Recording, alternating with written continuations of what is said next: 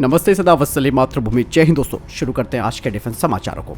बढ़ते हैं पहली अपडेट की तरफ। दोस्तों चीन की हर हरकत पर कड़ी नजर रखने के लिए जल्द ही लद्दाख में इंडियन एयरफोर्स को माउंटेन रडार मिलने जा रहा है। बता दें कि national board of wild sanctuary ने इसे हरी झंडी दे दी है। इकोनॉमिक्स टाइम्स की रिपोर्ट के अनुसार भारत चीन सीमा के शत्रुतापूर्ण उच्च क्षेत्रों में युद्ध की तत्परता को सुनिश्चित करने के लिए लद्दाख में एक high altitude air to ground firing range स्थापित करने की जो लंबे समय से चली आ रही योजना थी, उसे अब जल्द से जल्द पूरा किया जाएगा। दरअसल इस रडार को इंडियन एयरफोर्स के बेस के ठीक बाहर स्थापित किया जाएगा। आपको बता दें कि एलएसी पर नजर रखने के लिए माउंटेन रडार की तैनाती एक बड़ी रक्षा रणनीति का हिस्सा है और चाइना का दोस्तों इस क्षेत्र में एक मजबूत रडार कवरेज है। बढ़ते अगले अपडेट की तरफ। दोस्तों भारतीय सेना अब जल्द ही प्लाम 400 लॉइटरिंग म्यूनिशन का ट्रायल करेगी अपनी आर्टिलरी के लिए पोखरण फील्ड फायरिंग रेंज से, जिसे कि इंडो इजरायली जॉइंट वेंचर ने तैयार किया है। प्लाम 400 ये all electric precision electro optical guided loitering munition system है और इसकी मैन्युवरिटी काफी बेहतर है और इसके वॉरहेड डिजाइन को भी कस्टमाइज किया जा सकता है, वो भी अलग अलग प्रकार के टारगेट्स के खिलाफ। इसकी स्पीड 260 किलोमीटर प्रति घंटा है और इसकी स्ट्राइक रेंज है 100 किलोमीटर। बढ़ते अगले अपडेट की तरफ। दोस्तों रॉल्स रॉयस के वाइस प्रेसिडेंट और एग्जीक्यूटिव ने कहा है कि उनकी कंपनी भारत में जेट इंजन को साथ में मिलकर बनाना चाहती है, जिसे कि AMCF फाइटर जेट के लिए तैयार किया जाएगा। साथ ही उनकी कंपनी भारत को इंटेलेक्चुअल प्रॉपर्टी राइट्स देने के लिए भी तैयार है इस नए इंजन की, और ये जो IPR है वो भारत के पास रहेगा। साथ ही कंपनी की तरफ से ये भी कहा गया है कि ये जो अमेरिका की फर्म जनरल इलेक्ट्रिक का इंजन जिसे कि भारत में बनाया जाएगा, उसमें अमेरिका भारत को इंटेलेक्चुअल प्रॉपर्टी राइट नहीं देगा। और यही नहीं दोस्तों, भारत के पास इस इंजन के लिए कोई स्वतंत्रता भी नहीं होगी कि भविष्य में वो इसे मॉडिफाई कर सके।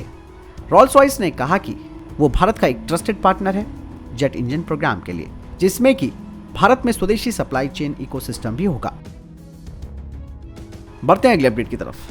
दोस्तों एरोनॉटिकल डेवलपमेंट एस्टेब्लिशमेंट ने एक टेंडर जारी किया है रिट्रैक्टेबल लैंडिंग गियर के लिए, जिसे कि 1.8 टन के Archer NG armed male class UAV पर लगाया जाएगा और कहा जा रहा है कि इसकी पहली फ्लाइट जुलाई 2023 में की जाएगी।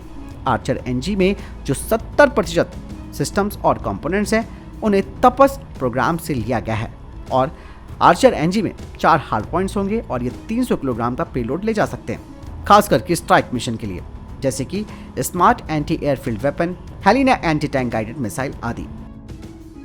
बढ़ते अगले अपडेट की तरफ। दोस्तों HAL के director of engineering and R&D ने कहा है कि cats warrior autonomous wingman drone के लिए क्रिटिकल टेक्नोलॉजी तैयार कर ली गई है, जिसमें कि all electric landing gear, wheels brake, flight control actuators तैयार कर लिया गया है और इसकी पहली फ्लाइट 2024 में की जाएगी। उन्होंने बताया कि कैट्स वॉरियर का कंपोजिट स्ट्रक्चर होगा और इसका इंड्योरेंस 2 घंटे का होगा। सर्विस सीलिंग 9000 मीटर की होगी। कैट्स वॉरियर का वजन 1600 किलोग्राम का होगा और यह अपने साथ स्मार्ट एंटी एयरफील्ड वेपन्स और 2 ASRAAM क्लोज कॉम्बैट मिसाइल्स को भी ले जा सकता है अपने इंटरनल वेपन बे में। बढ़ते अगले अपडेट की तरफ। दोस्तों भारतीय सेना ने अल्टेयर इंफ्रासेक प्राइवेट लिमिटेड के साथ अपग्रेडेड असॉल्ट ट्रैक वे के लिए एक अनुबंध पर साइन किया है। ये कठिन इलाके में ट्रैक बिछाने की क्षमता में सुधार करेगा। ये भारतीय सशस्त्र बलों के लिए स्वदेशी उपकरण के उत्पादन में एक नया मील का पत्थर भी है। आपको बता दें कि ये हथियारों और भारी उपकरणों को एक स्थान से दूसरे स्थान पर बिना पक्की सड़कों के परिवहन के लिए सशस्त्र बलों की क्षमता में सुधार करेगा। ये क्षमता विशेष रूप से युद्ध के समय काफी उपयोगी होगी और भारतीय सेना की ऑपरेशनल तत्परता में भी सुधार करेगी।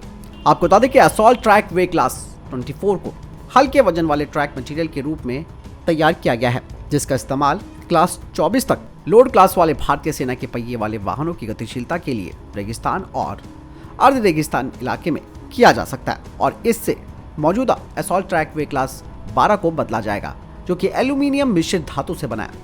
बता दें कि भारतीय सेना की इस तरीके की जो ट्रैक की रिक्वायरमेंट है वो 1000 किलोमीटर की है और जो एनुअल रिक्वायरमेंट है इस तरीके के ट्रैक्स की वो 20 से 50 किलोमीटर है। बढ़ते अगले अपडेट की तरफ।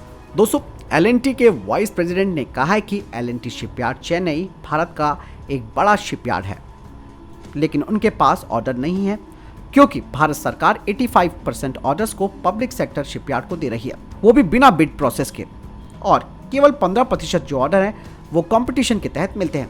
लेकिन इन सब के बावजूद भी एल ने 77 वॉरशिप्स यानी कि 77 वॉरशिप की डिलीवरी अपने समय पर की है और कुछ और की डिलीवरी भी की जाने वाली है। एल ने कहा कि उन्होंने करीबन 8,000 करोड़ रुपए का इन्वेस्टमेंट किया है 7 डिफेंस प्रोडक्शन फैसिलिटीज़ के लिए, लेकिन उनकी इन सुविधाओं का यानी कि फैसिलिटीज़ का इस्तेमाल नहीं हो रहा है, क्योंकि वही बात है, पब्लिक सेक्टर शिपयार्ड को ही काम मिल रहा है। तो फिलहाल ये थे अब तक के टॉप डिफेंस अपडेट्स। वीडियो के सामने कोई प्रश्न जवाब या आपको कोई सवाल है कमेंट सेक्शन में लिखकर जरूर पूछ सकते हैं। मिलता हूं नई वीडियो के साथ, चैनल को सब्सक्राइब कीजिएगा।